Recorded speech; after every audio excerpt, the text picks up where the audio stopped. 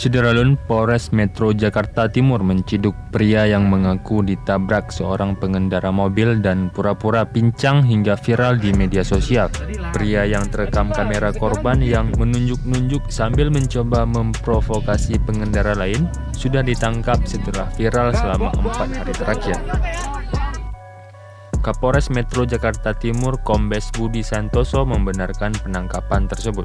Meski begitu, Kombes Budi belum membeberkan lebih detail terkait kasus yang menjadi perbincangan netizen. Ia hanya mengiyakan bahwa penangkapan pria yang viral tersebut sudah dilakukan jajarannya. Budi hanya menyebut pihaknya akan merilis informasi penangkapan dalam waktu dekat melalui konferensi pers.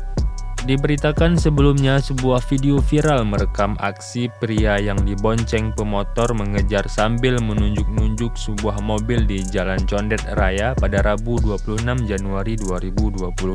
Kejadian itu terekam oleh kamera korban di depan Plaza PP Jalan TB Simatupang, Pasar Rebo, Jakarta Timur.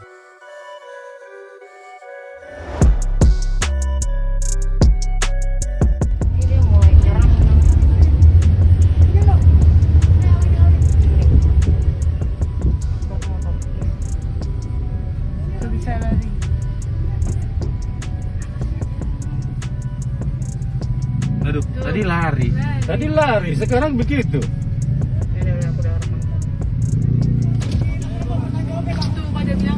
Nggak, bohong itu, bohong.